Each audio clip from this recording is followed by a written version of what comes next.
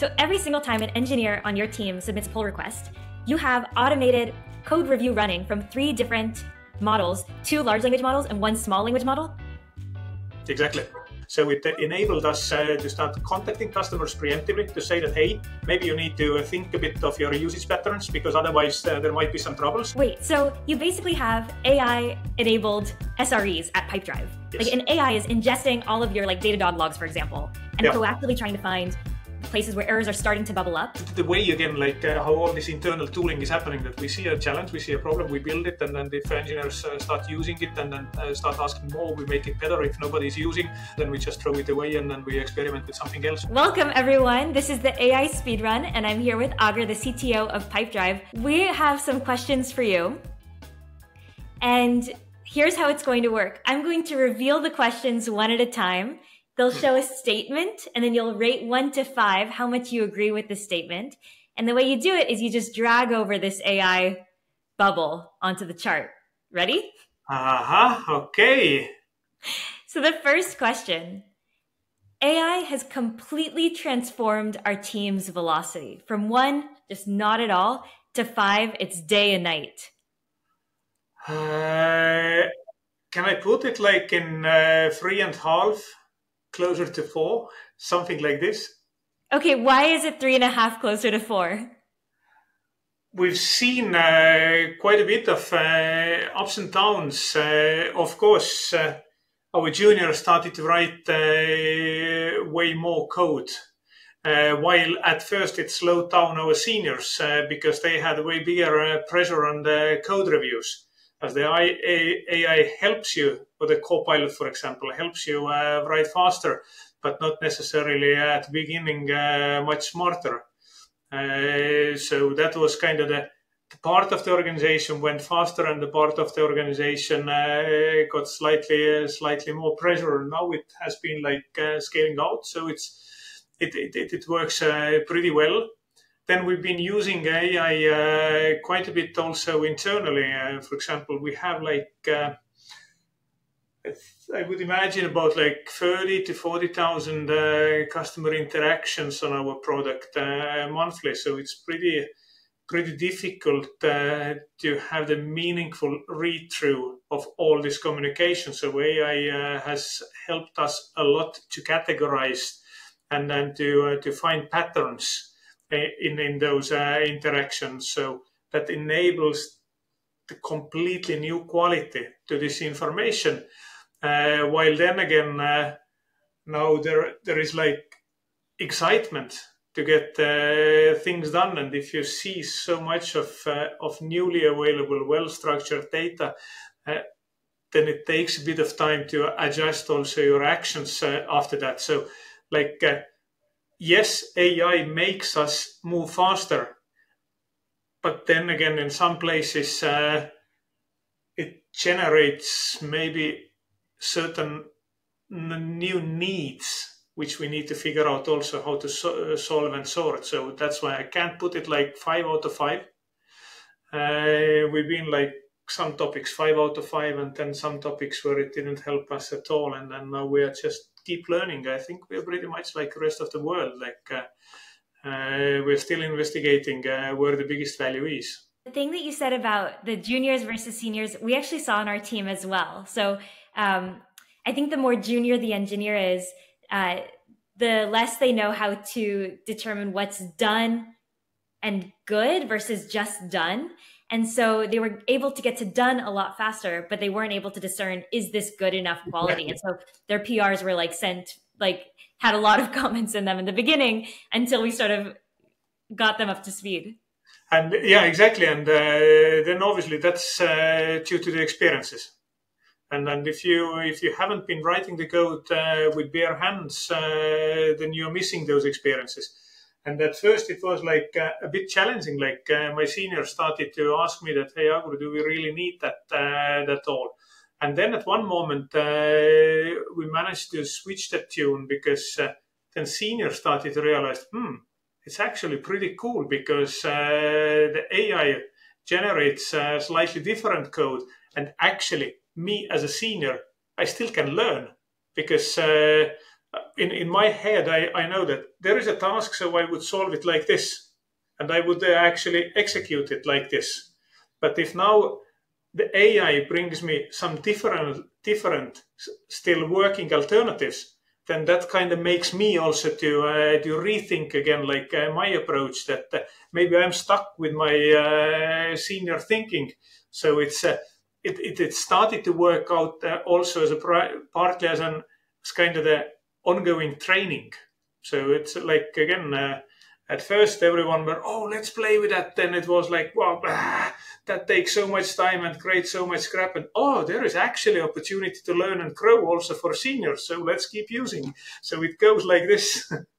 That's so interesting. It kind of reminds me of the chess engines, that like the computers are actually more creative than the humans because their optimization function is so strong, and the humans are sort of used to doing things a certain way. Yeah, exactly. Yeah, that's exactly where it goes. So we are extremely excited still with this technology, but we definitely can't write a report yet that where it's absolutely perfect and where it's not so good. It's a deep learning curve for us.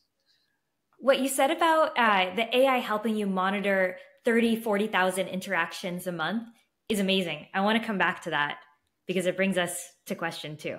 Good. Which part of the dev cycle has AI been the most helpful for? Can you like drag over?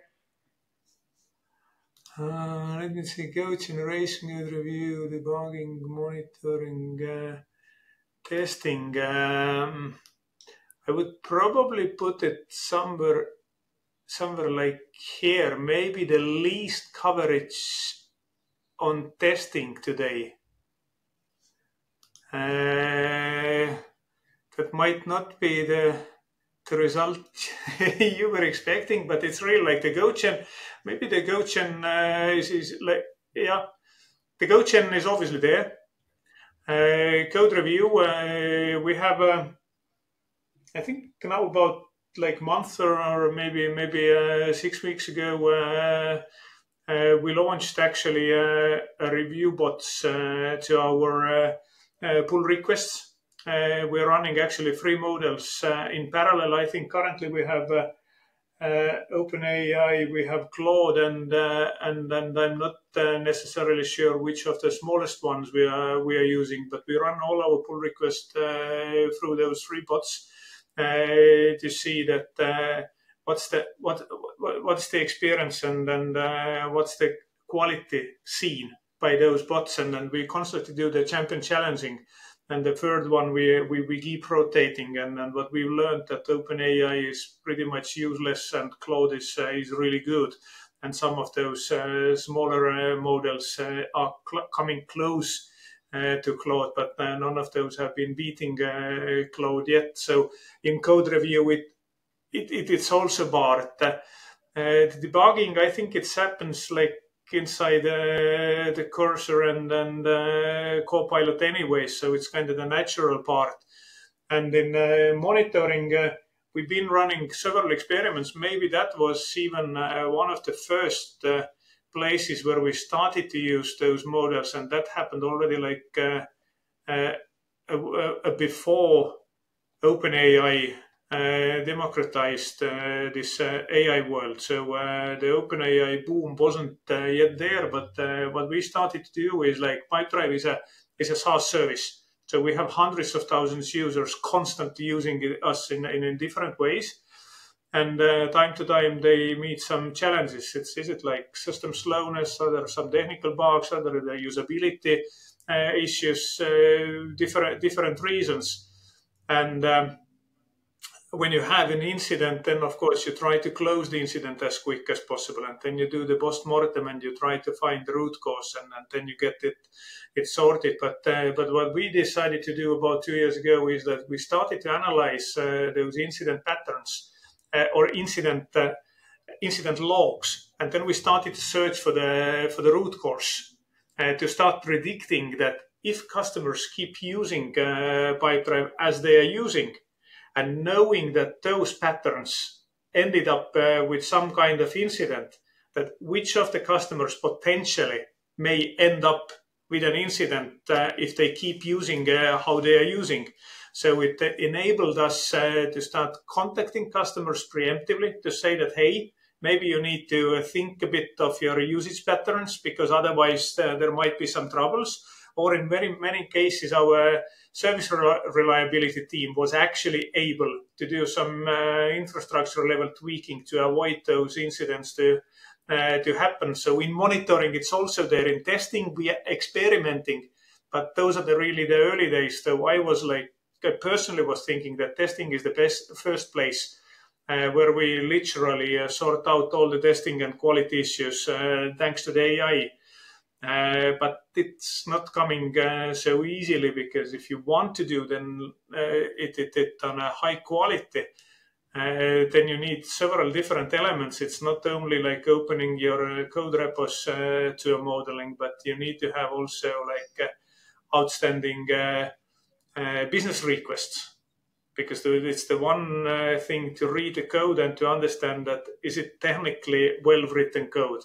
But from other side, you need to have some benchmarks also that, yeah, but hey, what the code should be doing at all.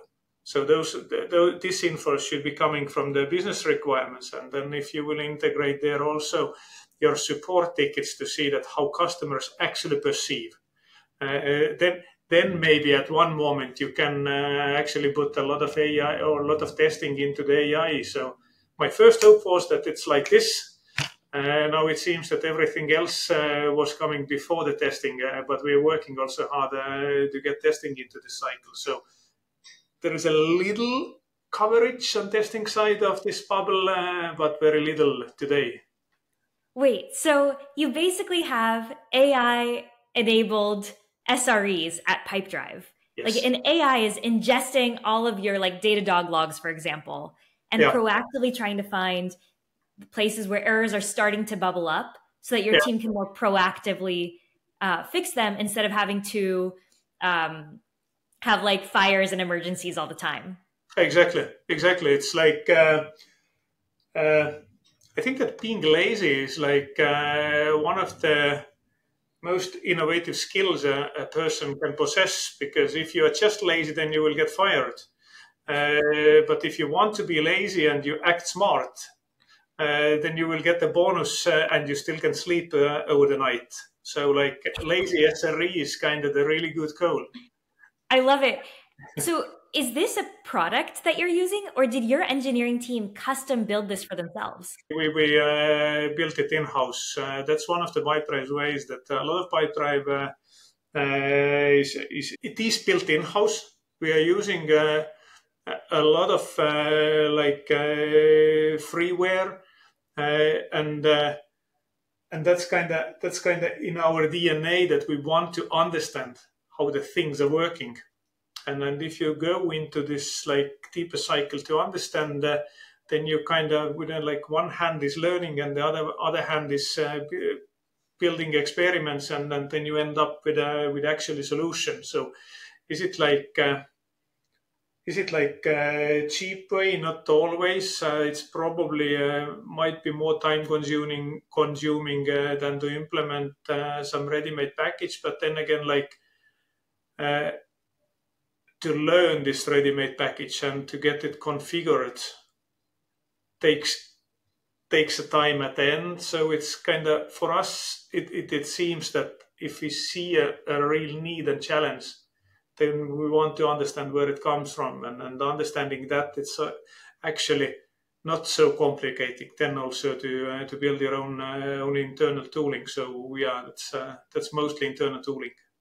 Wow, you're saying like every engineering organization has to make a decision, like build or buy, for these types of like AI enabled things, and you're like, hey, it's so early. We don't quite understand what is possible. And so in order for us to understand it as a team so that we can leverage it even more in the future, it's actually important for us to take the investment and build now. Yeah, absolutely. There are still certain elements, like we are not going to build the new Google Cloud or AWS and then their services. So far, we haven't been going on with building our own LLMs. we probably at one moment will experiment a bit just to know what it is and then how it happens. But there are certain elements where bigger, more focused, better funded companies simply can move faster. So there is no point to build everything by yourself. But when it comes to our industry, which is like sales CRM, the SaaS software, we have customers in 180 different countries globally. So the different localizations and these type of topics, constantly 24/7 performance optimization. So those are kind of the essential components of Pipedrive success. So in these areas, we rather build and experiment by ourselves in more like universal or like bigger stuff.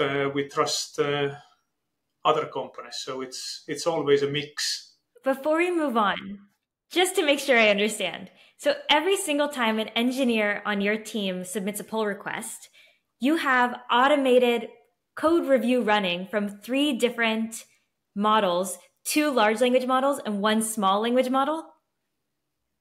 Exactly. And this is something that you guys built? Yes. And then what, it like outputs does it leave comments on the, what do the engineers do with it? We have one of the Slack channel where this internal service, we call it Pi, that feeds your brain and makes you feel happy if you learn how good code you built. And so we feed this outcome of every review to this chat. So if you as a developer, you will do your pull request and you will get the feedback back to see that if you can improve something. And then we run also analytics on top of that to see that there are some common patterns coming out. And then if needed, we run some lunch and learn or this type of sessions. It's pretty formal. It's not kind of like kind of officially announced process where we have like tens of very strong KPIs. It's rather supporting, and so far it has been proven really positive that engineers actually are going to monitor this channel to learn that what can I do better, and it's like the way again, like how all this internal tooling is happening, that we see a challenge, we see a problem, we build it, and then if engineers start using it and then start asking more, we make it better. If nobody is using or we can't correlate it to any positive outcome, then we just throw it away and then we experiment with something else. So it's kind of a bit of the lifestyle issue maybe. And who on the team is building this? Is there like an AI applied dev tools team?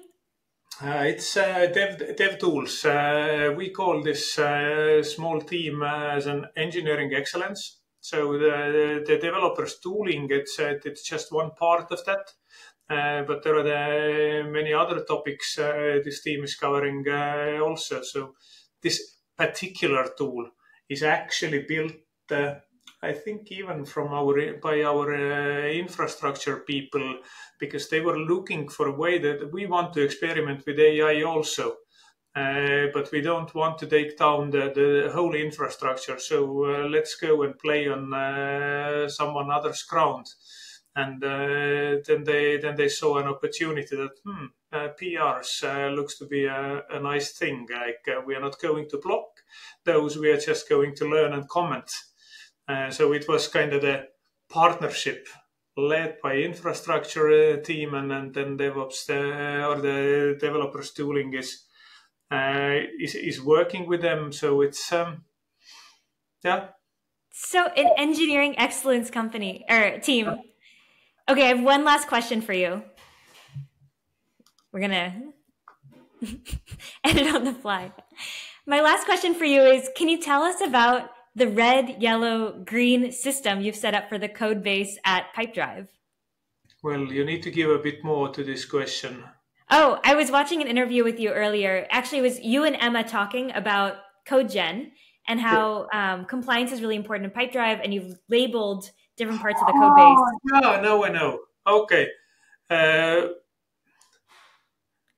I probably need to put the bubble in the middle to say that, yes, we have this system, but the bubble does not show that is it like, is it green, red, or yellow?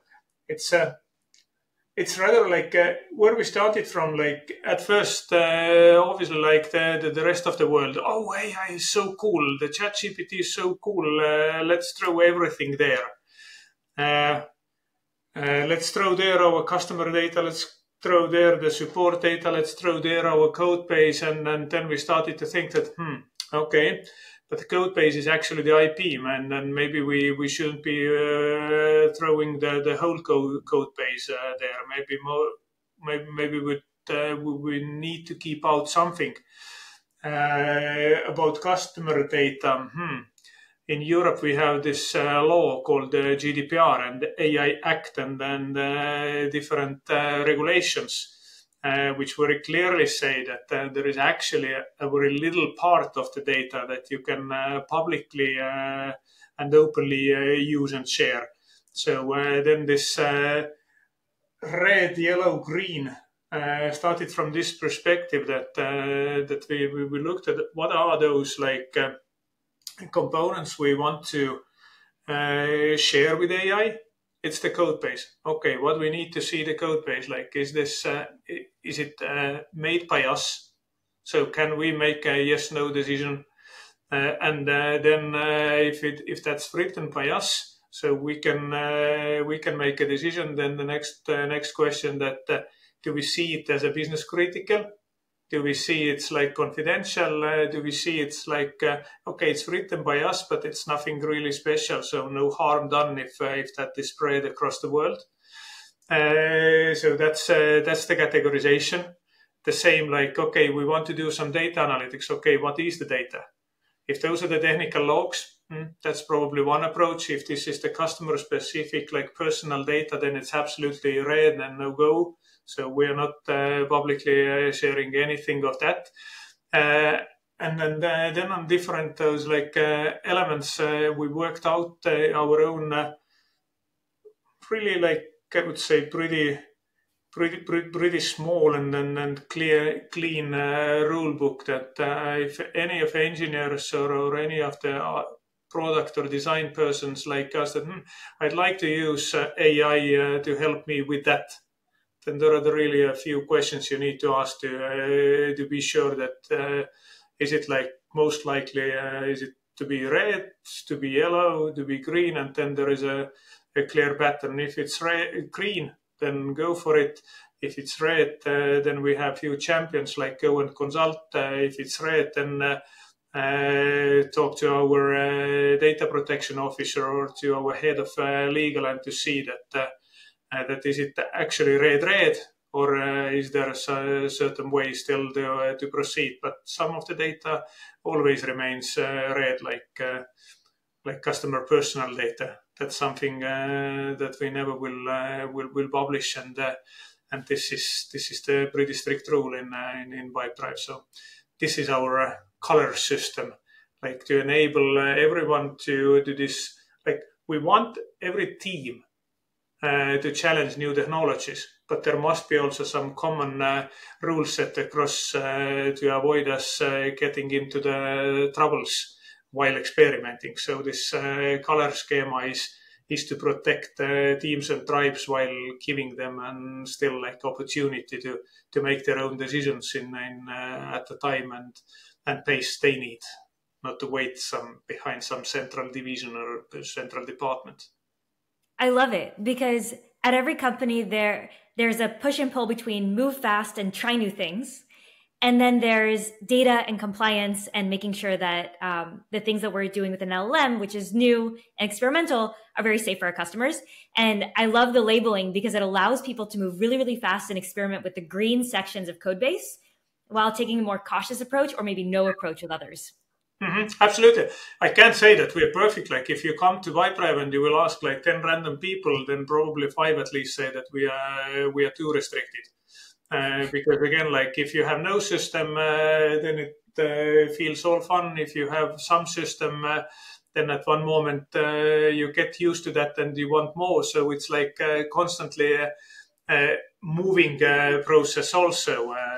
So we try to, we're making it better and better.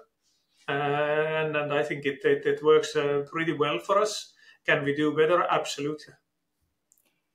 Okay, this was awesome. Where can people find you and your team online? Pipedrive.com is obviously the easy place where to go. Pipedrive.com/jobs to see how to join us and find me, Agur Jõgi, in LinkedIn. So those are the easy places and no tricks. This was awesome. Agur, thank you. Thank you, Danny. That was awesome.